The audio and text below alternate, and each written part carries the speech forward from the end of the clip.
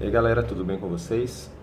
Hoje nós vamos falar um pouquinho do espaço geográfico no período bipolar, como se organizava a geopolítica mundial no pós-Segunda Guerra Mundial, certo? Então, primeiro, para a gente entrar nesse assunto, a gente tem que recorrer um pouquinho à história e ao cenário histórico. O que a gente tem nesse mundo? A gente vem, desde o século XV, com um novo modelo econômico chamado capitalismo, que vem se desenvolvendo através das suas fases. Desde o século XV, início do século XVI, os europeus saem ao mundo em busca de novas áreas comerciais, de novas matérias, de novos produtos e dão início ao chamado capitalismo comercial ou a fase do mercantilismo. Essa fase evolui e se torna o capitalismo industrial. E aí nós chegamos no século XX com o capitalismo como o grande modelo ou como o grande sistema socioeconômico dominante no mundo. Porém, no início do século XX vai surgir um concorrente ao capitalismo. Em 1917, a Rússia passa por um período chamado Revolução Russa e ao final da Revolução é instaurado ou é instalado o regime socialista naquele país. Essa briga ou esse expansionismo capitalista, principalmente das potências europeias, vão nos levar ao surgimento ou à eclosão de duas guerras mundiais. A Primeira Guerra Mundial de 1914 a 1918 e a Segunda Guerra Mundial de 1939 a 1945. Perdão. Lembrando, a segunda, 39 a 45. Beleza, o mundo se reorganiza após a guerra. Só que, diferente da Primeira Guerra ou das outras guerras que aconteceram ao longo da história da humanidade, ao final da Segunda Guerra, nós temos duas grandes potências ou dois grandes vencedores que vão disputar a hegemonia e o controle geopolítico mundial. O que aconteceu diferente de todo o período desde a evolução do capitalismo para esse cenário do pós-Segunda Guerra é que, entre essas duas potências, nós vamos ter dois sistemas socioeconômicos antagônicos.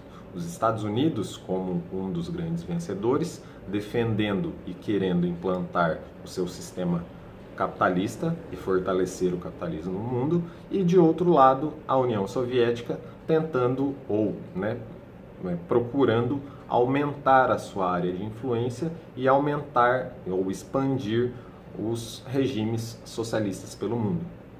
Nesse contexto, vai surgir a chamada Guerra Fria, ou seja, essas duas potências, Estados Unidos e União Soviética, vão disputar entre si o controle ou a hegemonia mundial perante aos seus sistemas. Mas o que acontece e por que Guerra Fria? Como essa guerra não envolve o conflito direto entre as duas superpotências, consideradas as grandes responsáveis pelo final da Segunda Guerra, nenhuma nem a outra vai buscar atacar diretamente o seu inimigo, até porque isso seria suicídio. Os Estados Unidos, para terminar a guerra, se utiliza de armamento nuclear, a União Soviética vai lá e corre e desenvolve essa tecnologia nuclear também. Ou seja, ambos estão armados até os dentes e seria inviável uma guerra clássica ou uma guerra militar entre as duas potências. Então, o que elas vão fazer para tentar expandir os seus domínios? Primeiro de tudo, essa corrida armamentista. Vão se armar cada vez mais para que o inimigo ou para que o seu concorrente não o ataque. Essa é a corrida armamentista. Ou seja, ambos os países ou ambas potências vão desenvolver ou vão investir muito em tecnologia militar. Para complementar essa tecnologia militar, vai acontecer também uma disputa ou uma corrida espacial.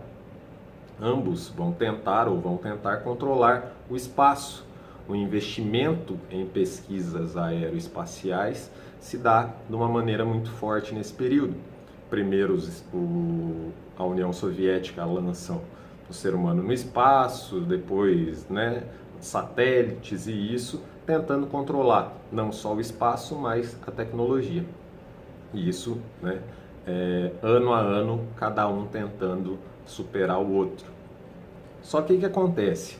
Apesar de não se envolverem diretamente, as potências, no caso Estados Unidos e União Soviética, se envolvem indiretamente em outros conflitos.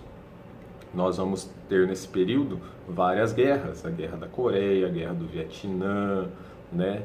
A crise dos mísseis em Cuba, a divisão da Alemanha e o Muro de Berlim, a invasão soviética na região do Cáucaso, ou seja, uma série de conflitos onde uma ou outra potência, com o apoio do seu exército, vai tentar impor ou vai tentar colocar o seu regime ou seu sistema socioeconômico naquele país em disputa. Um grande exemplo disso são, né, os governos militares que tivemos aqui em grande parte da América Latina, influenciados, né, ou pelo menos apoiados pelos Estados Unidos. Então o que acontece? Nesse contexto de Guerra Fria, o mundo se dividiu. Ou você está do lado capitalista, amigo dos Estados Unidos, ou você está do lado socialista, amigo da União Soviética. Por isso chamamos de mundo bipolar. Então, o contexto geopolítico da Guerra Fria é um mundo bipolar. De um lado, Estados Unidos e seus aliados, de um outro lado, União Soviética e seus aliados. Certo? Essas guerras e essas disputas e tudo que acontece nesse sentido é uma potência ou outra potência buscando aumentar as suas áreas de influência. O que acontece nesse mundo bipolar? Estados Unidos tentando ampliar sua área de influência, União Soviética buscando ampliar sua área de influência. Mas na Conferência de Bandung, alguns países não vão concordar com essa bipolarização. Como assim? Um grupo de países vão se falar ou vão se autodeclarar, como países não alinhados. Não, nós não queremos nenhum e nem outro. Ou nós não queremos optar por um ou por outro. Nós podemos ser ou podemos manter diálogo e relações com os dois. Ou nós podemos não manter, nós temos o direito de não ter relação com nenhum dos dois.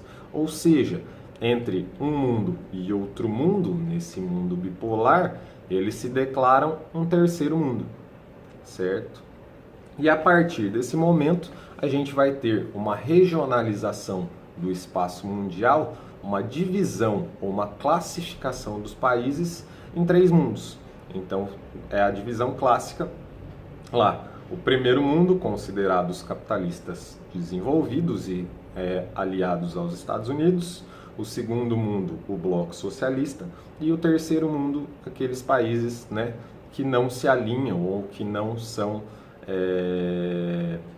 aliados a nenhum dos dois, ou os capitalistas pobres.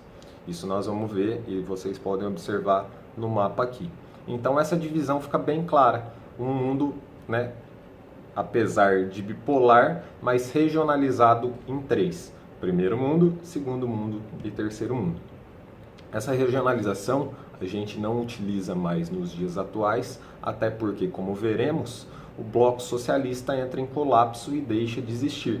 E se não tem mais uma predominância ou um bloco socialista pelo mundo, a ideia do segundo mundo não é mais necessária e surge então uma nova regionalização do espaço mundial nesse contexto de um cenário unimultipolar. Os Estados Unidos se colocam como uma grande liderança, mas vão surgir blocos econômicos e outras instituições supranacionais que vão garantir ou que vão transformar a geopolítica do planeta. Mas isso é assunto para uma próxima aula. Valeu, galera, até mais.